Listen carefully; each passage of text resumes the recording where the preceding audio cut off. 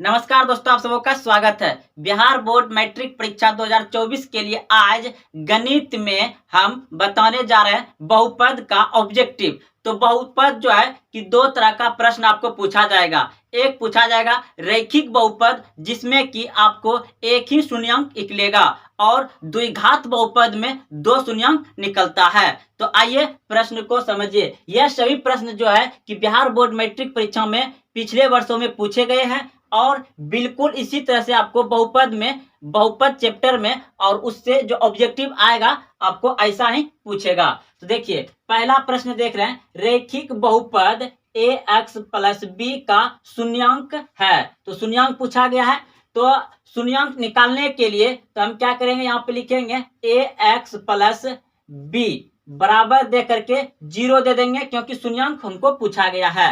तो अब क्या होगा यहाँ पर, तो ax बराबर दे करके 0 और ये प्लस b जो है कि बराबर का इस तरफ आएगा तो माइनस b हो जाएगा। तब फिर हो जाएगा ax बराबर माइनस b हो जाएगा, क्योंकि 0 में सिर्फ माइनस b घट रहा है तो माइनस में आ जाएगा।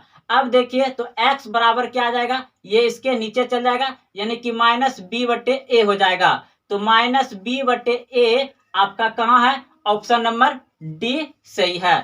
सेम उसी तरह से प्रश्न नंबर 2 है। ये सभी प्रश्न बिहार बोर्ड मैट्रिक परीक्षा में पूछे गए हैं। देख रहे हैं आप, 3x प्लस 4 बहुपद का शून्यक है। तो इसे भी उसी तरह से बनाएंगे, 3x प्लस 4 बराबर 0 दे देंगे, क्योंकि शून्यक पूछा गया है। तो ये भी फिर क्या हो जाएगा, 3x बराबर 0 माइनस 4 क्यों आया, क्योंकि ये प्लस में है तो बराबर को उस पर जाएगा तो माइनस में हो जाएगा। उसके बाद फिर 3x बराबर -4, और फिर x बराबर क्या हो जाएगा, ये अब 3 को इधर भेजेंगे तो -4 बटे कितना हो जाएगा, 3, -4 बटे 3 हो जाएगा, -4 बटे 3। कहाँ है आपका, ऑप्शन नंबर बी सही है। अब देखिए तीसरा नंबर प्रश्न है, यदि px बराबर 2x प्लस 3 का एक शून्यक k है तो k का मान निकालिए। तो दोस्तों आपको ये जो k है ये x का बराबर ही k दिया हुआ है, यानी कि शून्यक है। ये जो k है शून्यक है, तो आप डायरेक्ट इस पे बैठा करके निकाल सकते हैं, या तो आप फिर इसको ऐसे बैठा सकते हैं p, और यहाँ पर लिख दीजिएगा k है बराबर 2, यहाँ पे k हो जाएगा क्योंकि x के जगह पे k आ गया, प्लस 3 और बराबर 0। अब क्या होगा, तो ये 0 देखिए दोस्तों, इस तरह अगर आप पूरा इसको बेसिक से बनाइएगा तो यहाँ पर हमें लिखना पड़ेगा p और k ब्रैकेट ऑफ बराबर 0 करना पड़ता है, तब जाकर के 0 लगाते हैं। तो ये बेसिक्स है, लेकिन हमको ऑब्जेक्टिव बनाना है तो डायरेक्ट हम लोग क्या करेंगे, इस तरह से बैठा देंगे x का मान। तो अब क्या k बैठा देंगे x के जगह पे, तो अब क्या होगा यहाँ पे, तब बराबर दे करके 0, उसके बाद फिर यहाँ पे क्या जाएगा k प्लस का दीजिएगा। अब डायरेक्ट इसको उस पर भेज देते हैं, बराबर 0 में आकर के -3 हो जाएगा। उसके बाद फिर 2k बराबर क्या जाएगा, -3, तो k बराबर कितना हो जाएगा, -3 बटे 2। तो -3 बटे 2 कहाँ है आपका, ऑप्शन नंबर डी सही है। अब चलते हैं अगले प्रश्न की ओर। चौथा नंबर प्रश्न है, यदि px बराबर x square minus 3x minus 4 तो px का एक शून्यंक है। तो दोस्तों यह जो आप देख रहे हैं पावर कितना है, 2 है, यानी कि द्विघात बहुपद है, और इसका शून्यंक निकालेंगे तो इसका 2 शून्यंक निकलेगा। तो देखिए क्या करना पड़ेगा, हमको दिया क्या गया है x, क्योंकि ऑब्जेक्टिव बना रहे हैं तो हमको आंसर निकालना है। तो x square minus 3x minus 4 दिया गया है। तो इस तरह में आप 9th क्लास में पढ़े होंगे, गुणनखंड जो निकाल लेते हैं, बिल्कुल ये सेम उसी तरह से है, सेम 9th क्लास की तरह है। नए कुछ तो यहाँ एक है तो इससे इसके साथ गुना करेंगे तो 4 एकम 4 हो जाएगा। अब ऐसा कौन सी संख्या लेंगे जो कि -3 जुट के या घट के पूर्णा चाहिए और गुना करने पर 4 आना चाहिए। तो क्या करेंगे, 4 और 1 ले लेंगे तो गुना करने पर 4 हो जाएगा, और घट के कितना हो जाएगा, -3, तो इसको क्या कर देंगे, माइनस में रखेंगे। तो अब यहाँ पर लिखिए, समझ गए होंगे। अब यहाँ पर लिखिए x स्क्वायर माइनस ये 4x रख देते हैं, उसके बाद फिर यहाँ पर प्लस में x रख देंगे और माइनस 4 रख देंगे। तो ये मेरा यहाँ से न कुछ तो इसके नीचे एक है, गुना करने पर क्या होता है 4 हो जाएगा और फिर इसमें 1 घट जाएगा तो -3 आ जाएगा। तो चलिए दोस्तों आप लोग अच्छे से समझ गए होंगे। अब यहाँ पे क्या करना है, तो कॉमन लेना है। तो कॉमन में क्या आ जाएगा, x आ जाएगा, एक x यहाँ बचेगा, यहाँ क्या बच जाएगा 4 बच जाएगा।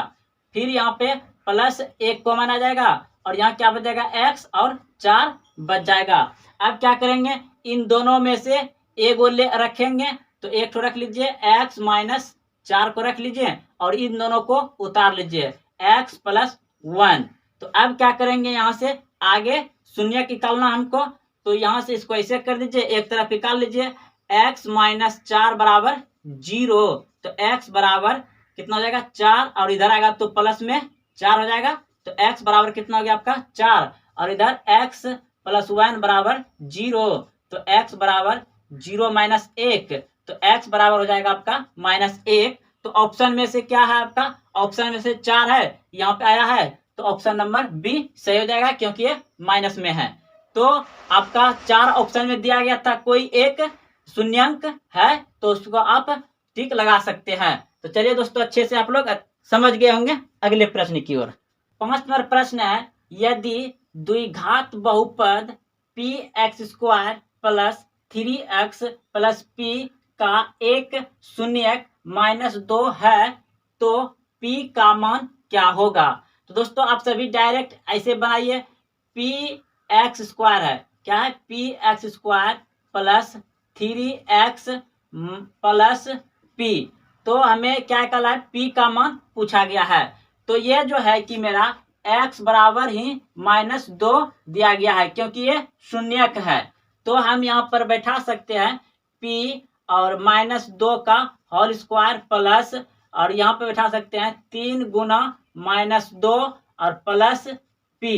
तो अब क्या होगा यहाँ पर, अब जो है कि ये स्क्वायर होकर के 4 हो जाएगा क्योंकि -2 गुना -2 तो 4 हो जाएगा और माइनस प्लस हो जाएगा। तो ये हो जाएगा p 4 और फिर इधर हो जाएगा, इसको गुना करिएगा तो कितना हो जाएगा -6 हो जाएगा और उसके बाद फिर ब्रैकेट ऑफ और फिर प्लस p। अब देखिए यहाँ पर तो 4p, ये ब्रैकेट टूटेगा क्या हो जाएगा +6 और प्लस p, तो बराबर देकर के इधर 0 दे देंगे और फिर ये दोनों क्या होगा जुट जाएगा, यानी कि कितना हो जाएगा फिर 5p, यानी कि देखिए 4p प्लस p बराबर इधर -6 हो जाएगा। तो ये दोनों जुट जाएगा, कितना हो जाएगा 5p बराबर -6।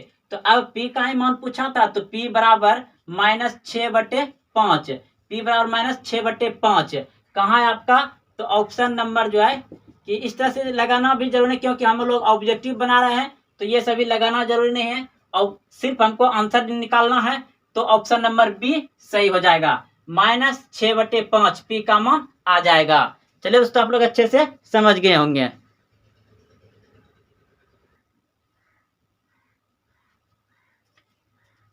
छह नंबर प्रश्न देख रहे हैं, द्विघात बहुपद x² माइनस 7x प्लस 10 का शून्यक है। तो आपको शुरू में ही बता दिए कि द्विघात बहुपद में 2 शून्यक निकलता है और रैखिक बहुपद में 1 शून्यक निकलता है। तो इसमें 2 शून्यक निकलेगा। तो देखिए हमको सिर्फ आंसर निकालना है, तो सबसे अच्छा नियम है x² माइनस 7x प्लस 10। जैसे कि आप कक्षा 9th में गुणनखंड निकालते थे, उसी तरह से गुणनखंड निकाल करके इसको आगे बढ़ा देना है, यानी कि x का मान निकाल लेना है। तो न कुछ तो यहाँ पर 1 है, इससे गुना इसके साथ करेंगे, यानी कि ये 10 है, तो यहाँ 10 था तो 10 हो जाएगा, यानी कि ये 10 हो जाएगा। तो अब 10 को 10 जो है कि कौन सा संख्या पकड़े जो कि जुट के घट के साथ पूर्णा चाहिए और गुना करने पर 10 आना चाहिए। तो 5 और 2 गुना करेंगे तो 10 हो जाएगा और ये माइनस रहेगा, तो दोनों जुट के क्या हो जाएगा -7 आ जाएगा, यानी कि तो इसको आप मान रख दीजिए। तो x² माइनस कितना हो जाएगा, ये 5x और -2x प्लस 10। अब इसमें क्या करिए, अब इसका कॉमन ले लीजिए, तो यानी कि कॉमन कितना आ जाएगा, इसका x आ जाएगा, एक x बच जाएगा, तो माइनस ये x चला गया उधर, तो 5, फिर ब्रैकेट ऑफ, इधर ले लीजिए आप, इधर लीजिए -2 आ जाएगा, तो फिर क्या हो जाएगा यहाँ पर, यानी कि x आ जाएगा, और फिर माइनस, क्योंकि पीछे वाला पूर्ण इसको इससे गुणा करिए इतना आ जाएगा, इसको इससे गुणा करिए इतना आ जाएगा, तो माइनस माइनस क्या आ जाएगा, प्लस हो जाएगा, यानी कि यहाँ पे 5 हो जाएगा, और ये दोनों हमेशा मिलेगा आपको। तो अब क्या करना है कि ये अब हमें इन दोनों में से एक को रख लीजिए, x - 5 रख लिए, अब इन दोनों को उतार लीजिए, यानी कि x - 2 उतार लिए। अब हमको क्या, ये इतना तो आप 9th क्लास में पढ़े होंगे, अब इसके आगे जाना है, यानी कि हमको शून्यंक निकालना है, तो x - 5 बराबर 0, और x बराबर 0 प्लस 5 हो जाएगा, क्योंकि बराबर को उस तरफ गया, तो x बराबर कितना हो जाएगा, ये 5। और दूसरा निकाल लेंगे, x - 2 बराबर कितना हो जाएगा, इधर 0, शून्यंक निकालना है इसलिए 0 बैठा दिया। अब बराबर 0 प्लस 2 हो जाएगा, क्योंकि बराबर का इस तरफ आएगा, तो x बराबर कितना हो जाएगा आपका 2, तो x का मतलब शून्यंक जो निकला आपका क्या निकला, 2 और 5, 2 और 5, 2 और 5 निकला, यहाँ 5 यहाँ 2, 2 5 निकला, तो 2 5 कहाँ है आपका, ऑप्शन नंबर सी सही है। तो चलिए दोस्तों, अच्छे से आप लोग प्रश्न को समझ गए होंगे। ये सही प्रश्न आपको कक्षा 10वीं बिहार बोर्ड मैट्रिक परीक्षा में बहुत बार पूछे गए हैं और पूछे जाएंगे, बहुपद का ये ऑब्जेक्टिव है। तो चलते हैं अगले प्रश्न की ओर।